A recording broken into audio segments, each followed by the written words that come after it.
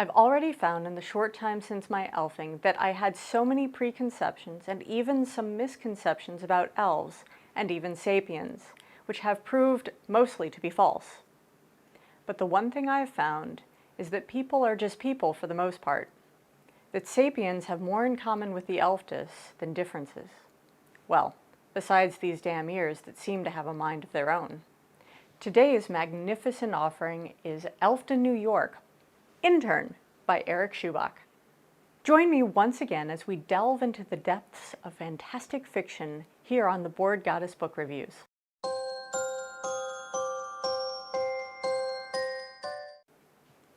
So Max, our debut video was pretty epic. I think we have another great story here to share with everyone. What do you think? Should we get right into it? Welcome to the second episode of the Bored Goddess Book Reviews. Today we'll be digging into Elfed, New York, Intern by Erik Shubach. Mr. Shubach is a fantasy and sci-fi author with a lot of work out there. Most of his works focus on strong female leads with an emphasis on LGBTQ+ relationships. Elfed, New York, Intern is the first in a series of 5 books, with hopefully more to come. It was written in 2021 and is set in modern times. As a side note, this book is definitely for older teens and adults, as the story does contain some mild cursing. Kalicia Renner was 4 years old when Evander Lawn, I hope I'm pronouncing that right, and Natalia Havishire appeared on the worldwide news broadcast, revealing to the entire human race that the elf community walked upon the earth. For a while, Kia, along with the rest of the world, was totally standing the elves, who were heaped with accolades and praise. However, in high school, Kia's best friend suddenly manifests elf traits and turns against everyone she cares about, including her family and even Kia. Fast forward, and Kia's 25 years of age, working for a TV news station as an intern, with aspirations to become an investigative reporter. Dressed as one of Santa's elves, she is at Rockefeller Center, along with the rest of the news crew, to attend the annual tree lighting. As she begins to assist the meteorologist by pointing to invisible objects in front of the green screen, she begins to change. With newly pointed ears and glowing eyes, Kia suddenly finds she has a front row seat to the reality of life as an elf. In a short amount of time, she is approached by the Elven Council and offered the moon, if only she will accept her new role into their hierarchical society and just do what she's told. But Kia's innate curiosity and journalistic ambitions lead her on a path to expose the elves and their dirty little secrets. When I began this book, my first thought was, dang, this girl is an adorable geeky klutz. One of the things I love most about this author's protagonists is that they all have flaws, and none of them seem to fit into socially acceptable molds. While Kia is most assuredly flawed, what stands out is her intelligence underneath the goofy exterior. I love the way she is able to use her strong intuition and a solid inner strength to never back down. This is what makes the story, along with the author's other books, a joy to read. I was particularly enticed by the way this book took a deep dive into the humanity of both the elves and the humans called sapiens, yet still being able to find something that makes them unique. For example, the intense love-hate relationship between the two subspecies is never ambivalent.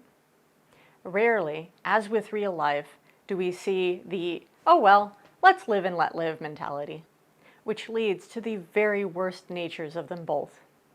This story also took a look at this is how it's always been done, and shows how being unable to be open to new ideas can be the very worst thing you can do. Through this, we discover how fear can make people do horrible things.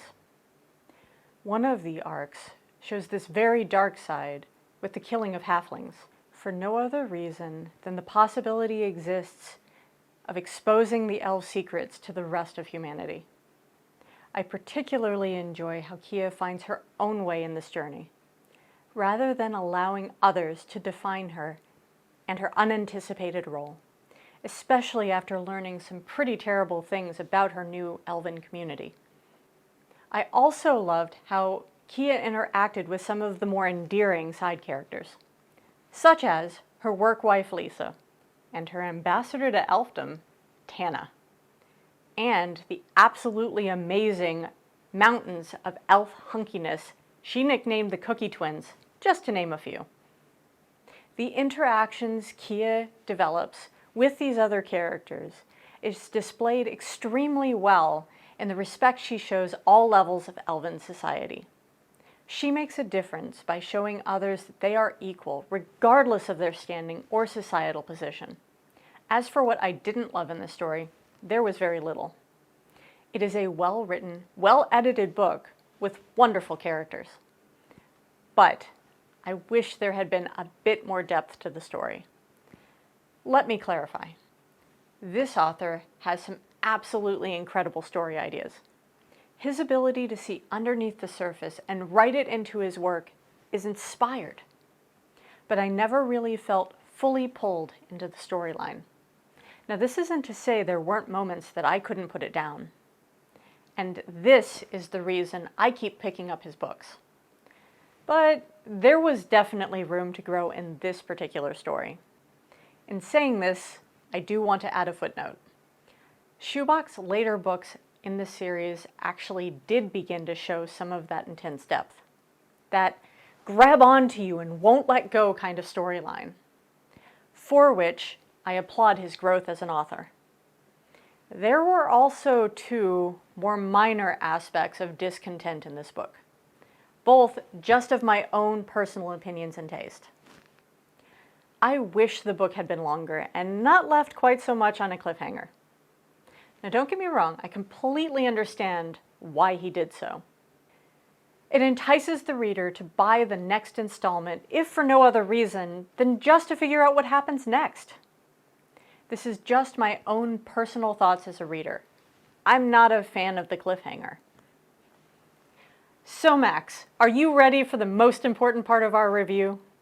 It's time to decide what rating we give our book this week. Oh, well thought out, Max. Max and I will give Elfton, New York Intern by Erik Shubach 4 ducks and a chicken.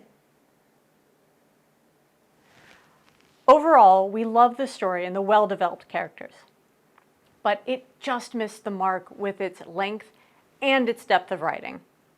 What do you think, guys? Have you read this book? Let me know in the comments below, or via any of my numerous social media. This includes Discord, Instagram, Goodreads, and Twitter, all of which you can find linked below. When I don't have my nose stuck in a book, I am thrilled to talk about books. Remember, if you have or know of a little-known indie novel, my website is open for submissions, and you can find the address linked below.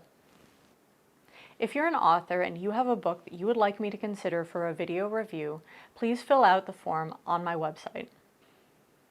5 books are selected every month, and if your book is chosen, we will notify you through email.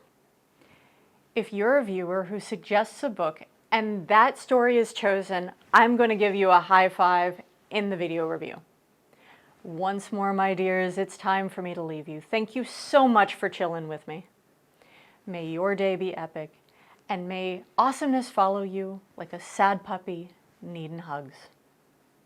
See you next Wednesday. Bye!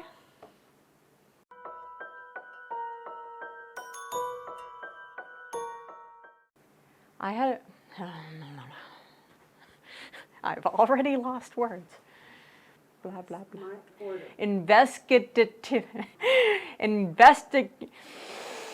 Blah, blah, blah, blah, blah.